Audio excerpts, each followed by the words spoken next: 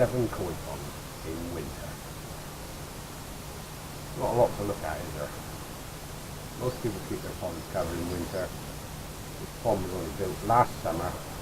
This is the first winter we're going through with it, and it's been covered. The pond's about 2,800 gallons, including the filters, maybe a little bit more.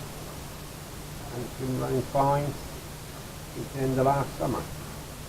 It's been covered now since the beginning of November, and I'll give you a quick look around at what's happening in the pond on a day like today. It's not too cold, quite pleasant. The pond temperature is probably around 7.5, 8 degrees. I'll give the fish a little bit of food in a minute.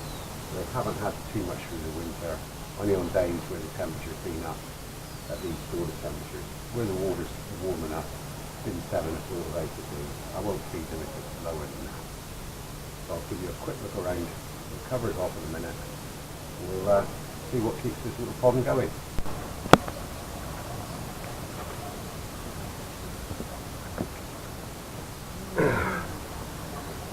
So, here's how I've got my little pump station, control room. I'm running 4 Aquaforte Veros. The 1,000 or 10,000. At the moment, the main one's running on the main bottom drain, and I do have a skimmer running at the moment.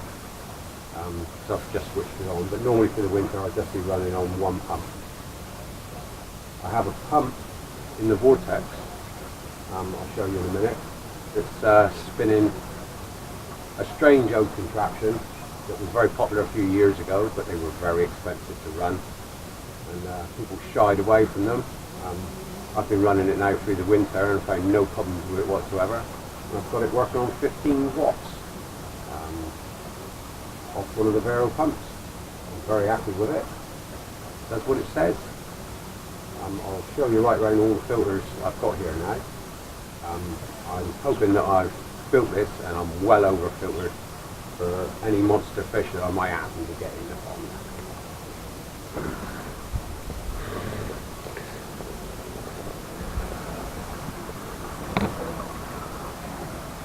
So this is the 4 Veros. They're running on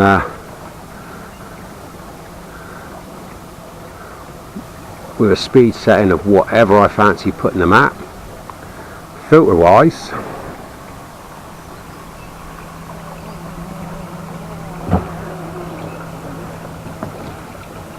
down here in the vortex I've got an answer. Now these were very popular a few years back and very expensive, but they had their problems. The top one being they ran on 200 watt pump, which is absolutely ludicrous and never needed. Before I got this one, I had brushes in the centre cleaning out the worst of the rubbish. I don't know if you can see that down in the bottom of the vortex, probably not because of the light, but this takes out 99% of the large particle stuff. Right. It's all brought in for a 4-inch bottom drain. Comes in. The blue tub in the bottom here is my sump. All the waste, water, everything can fall down to that and can then be pumped from there to waste. So the vortex can be pulled and empties into the barrel. The pump then, which is another variable speed pump, can push that out and to waste. Right. From the vortex,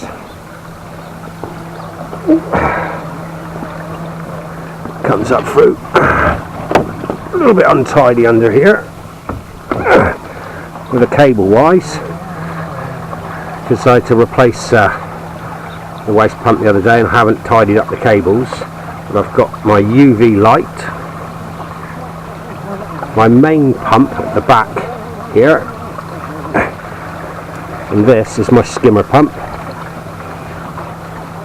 Okay, so from there comes up into the first easy pod, which spins around. I've got K1 in this one. Roots around, down through, in through to the second easy pod, which has got micro K1 in it.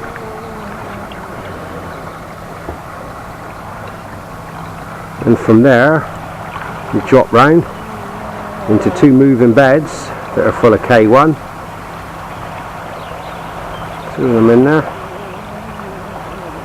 And in the third pot on the end there, I've got alpha grog with a couple of sponges on top. But the sponges really, they're just not needed. This system takes out nearly everything before it gets there. I can pump the skimmer and drop the skimmer into this one as well, but at the moment the skimmer is just bypassed and popping down into here. I don't normally run the skimmer in the winter on a pond. It's not needed. The covers are on, the fish are more or less in hiding. Now here, this little top pond is going to be a veg filter. I've got some plants in there. Bigger ones I will put a lot more in come the summer and hope to keep the nitrites, everything right down. I do water changes regularly every week. Once a week I will clean the two easy pods and the vortex, pump it out and replace the water from that, and I'll do the two moving beds maybe once a month, just drop the water from them. They've all got drains on them. I can pull them one at a time and drain them, and they all drain back down through to the blue tank, and from there then I can then pump it out. The water parameters at the moment are absolutely spot on. They were a little bit high at the end of the summer with a little bit too many nitrates, but the pond was completed until the end of the summer, and the bacteria in the filters just hadn't a chance to catch up. So there you go. These are some of my fish.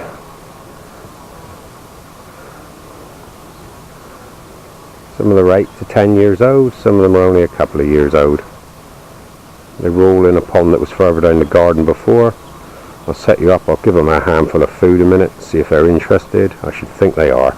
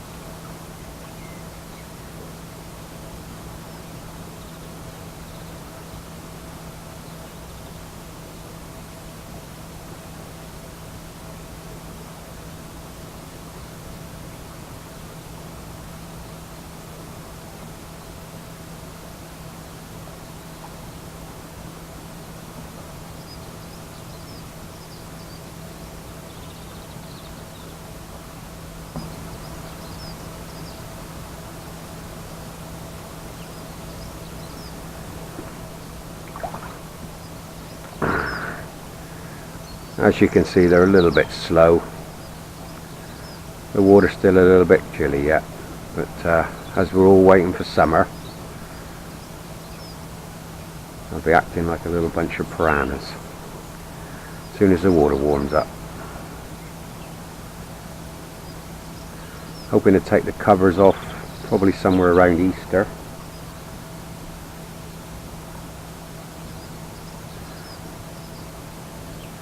As you can see, the water's crystal clear. With the filters I've got here, I don't think I'll struggle with any sort of water clarity problems whatsoever. Got a little bit of blanket weed at the moment, but I'm not overly worried about that.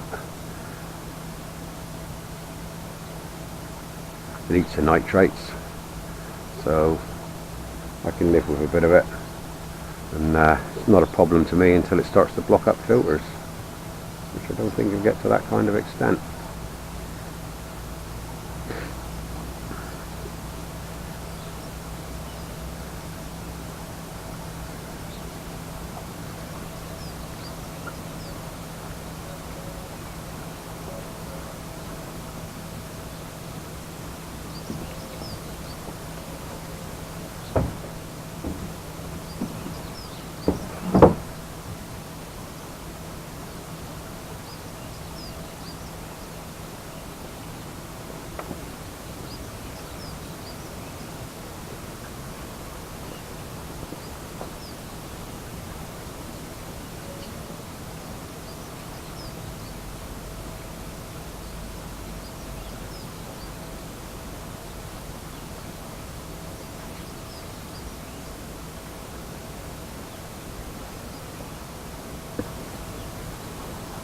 Just another quick eye over the filters.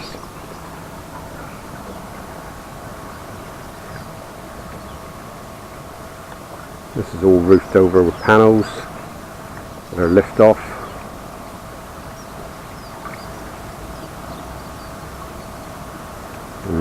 Should be more than capable of filtering a pond twice the size of this. I'm well stocked on fish.